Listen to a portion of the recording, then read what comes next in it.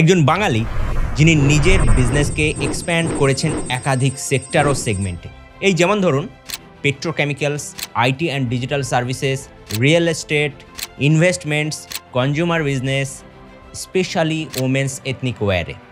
In fact প্রত্যেকটা সেগমেন্টে নিজের বিজনেসকে দাঁড় করাতে গিয়ে তাকে বহুবার শিকার হতে হয়েছে ফিনান্সিয়াল ক্রাইসিস এবং পলিটিক্যাল কনস্পিরেসির। কার কথা বলছি আন্দাজ করতে পারছেন কি?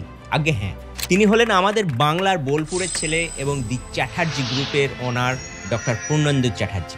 2025 সালের ডক্টর পূর্ণেন্দু চ্যাটার্জির প্রতিষ্ঠিত দি চ্যাটার্জি গ্রুপ পেট্রোকেমিক্যাল এবং রিটেল টেক্সটাইল বিজনেসে বড় সড়ো এক্সপেনশন ঘটিয়েছে। পাশাপাশি এডুকেশন ও রিসার্চ সেক্টরেও বেশ বড় রকমের ইনভেস্টমেন্ট করেছে। আর এই গোটা বছর জুড়ে বেশ কয়েকটা গুরুত্বপূর্ণ ঘটনা টিসিজির জন্য এক বড় সড়ো মাইলস্টোন এনে দিয়েছে। এখন প্রশ্ন হলো, একজন বাঙালি ব্যবসায়ী কিভাবে অ্যাচিভ করেছেন সেই মাইলস্টোন?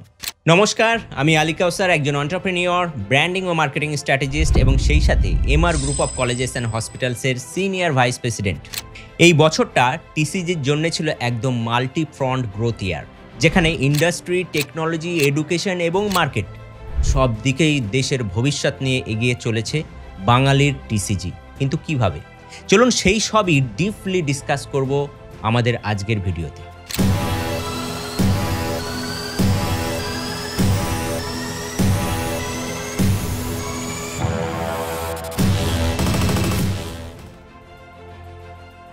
দি চ্যাটার্জি গ্রুপ স্ট্যাবলিশ হয়েছিল 1989-এ। তবে এই গ্রুপের প্রতিষ্ঠাতা ডক্টর পূর্ণেন্দু চ্যাটার্জির বিজনেস জার্নি কিন্তু আরও পুরনো। তিনি আইআইটি খড়গপুরে থেকে বিটেক কমপ্লিট করে পাড়ি দেন ক্যালিফোর্নিয়ায়। সেখান থেকে ইন্ডাস্ট্রিয়াল ইঞ্জিনিয়ারিং এবং অপারেশন রিসার্চে এমএস এবং পিএইচডি করেন। স্টাডি মোটামুটি শেষ। এবার শুরু হলো ডক্টর চ্যাটার্জির চাকরি জীবন। প্রথমে স্ট্যানফোর্ড রিসার্চ ইনস্টিটিউট, তারপর ম্যাকিনসে অ্যান্ড কোম্পানি এবং শেষে সরস ফান্ড ম্যানেজমেন্টে তিনি চাকরি করেছেন।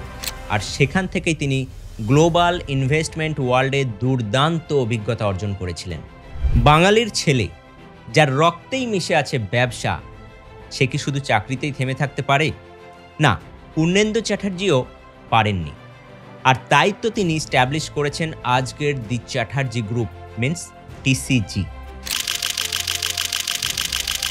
পূর্ণেন্দু চ্যাটার্জি শুরু থেকেই টিসিজিকে নিয়ে অন্য পথে হাঁটার সিদ্ধান্ত নিয়েছিলেন। আর এই নতুন দিগন্তের মূল ফিলোসফি ছিল নলেজ বেসড ভ্যালু ক্রিয়েশন। অর্থাৎ শুধু ফিনান্সিয়াল প্রফিট দেখালেই হবে না, বরং নলেজ, রিসার্চ এবং ইনোভেশনের ওপরে বেস করেই বিজনেসের ভ্যালু তৈরি করতে হবে। আর এই পাওয়ারফুল থটস থেকেই টিসিজি ইনভেস্টমেন্ট করে গেছে এমন সব সেক্টরে যেগুলো সরাসরি সমাজ ও মানব উন্নয়নের সঙ্গে জড়িত। গভর্নমেন্ট স্টেক হোল্ডার্সদের সাথে দীর্ঘদিনের টানাপোড়েন, আইনি ঝামেলা, তীব্র আর্থিক সংকট, এই সব কিছুর বিরুদ্ধে লড়াই করে এইচপিএলকে পুনরায় দাঁড় করানোটা কিন্তু মোটেও সহজ কাজ ছিল না। ডক্টর পূর্ণেন্দু চ্যাটার্জি কিন্তু সেই চ্যালেঞ্জটাই অ্যাকসেপ্ট করেছিলেন।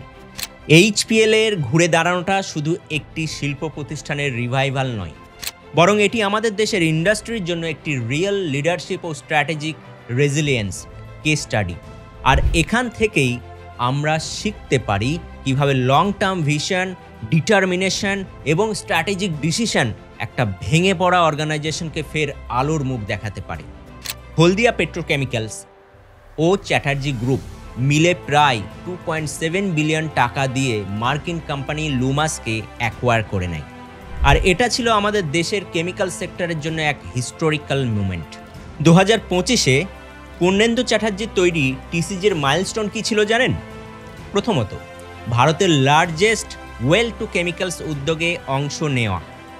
নেক্সট, তামিলনাড়ুর কুড্ডালোরে প্রায় 10 billion oil to chemicals project তৈরির প্ল্যানিং করা। এছাড়াও ওএনজিসি এবং এইচপিসিএল এর সাথে পার্টনারশিপ করা, যেখানে প্রতি বছর 3.5 মিলিয়ন টন ইথিলিন এবং প্রপিলিন উৎপাদন হবে।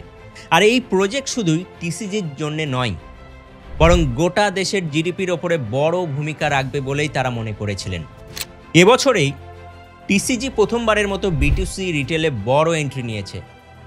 গার্ডেন সিল্কের ফেব্রিক ডিভিশনকে ডিমার্জ করে তারা তৈরি করেছে women's ethnic wear brand Garden Vareli. আর এটাই ছিল 2025-এ টিসিজির বিগেস্ট বোল্ড মুভ। 2028-29 সালের মধ্যে তারা টার্গেট আছে 2000 কোটি রেভিনিউ জেনারেট করা। 2025-এর মে মাসে টিসিজি কলকাতায় প্রতিষ্ঠা করেছে টিসিজি ক্রেস্ট, যা ইতিমধ্যে ডিম টু বি ইউনিভার্সিটির মর্যাদা পেয়েছে। আর এই নন প্রফিট ইনস্টিটিউটটি মূলত কাজ করবে ফ্রন্টিয়ার রিসার্চ এরিয়া হিসাবে, যেমন আর্টিফিশিয়াল ইন্টেলিজেন্স, কোয়ান্টাম কম্পিউটিং এবং সাস্টেনেবল এনার্জি নিয়ে। ভারতে এই প্রথম এমন একটি মডেল গড়ে উঠেছে যেখানে আগে প্রতিষ্ঠিত হচ্ছে গবেষণা কেন্দ্রগুলি এবং পরে চালু করা হচ্ছে ডিগ্রি প্রোগ্রাম। ফলে দেশের সায়েন্স ড্রিভেন গ্রোথে এটি নতুন গতি ও মাত্রা যোগ করবে বলে আশা করা যায়। আজ দি চ্যাটার্জি গ্রুপ শুধুই একটি ফ্ল্যাগশিপ কোম্পানি নয়, এটি এমন এক চিন্তাধারা যেখানে সায়েন্স, ইনোভেশন, ইকোনমি, সোসাইটি সব কিছুকে একসাথে নিয়ে এগিয়ে চলেছে। তো এই ছিল আমাদের আজকের গল্প, দি চ্যাটার্জি গ্রুপ এবং ডক্টর পূর্ণেন্দু চ্যাটার্জির সফল মাইলস্টোন। আবার কথা হবে অন্য একটি ভিডিওতে বাংলার অন্য এক বিজনেস জার্নি নিয়ে। নমস্কার, ভালো থাকবেন, ব্যবসায় থাকবেন।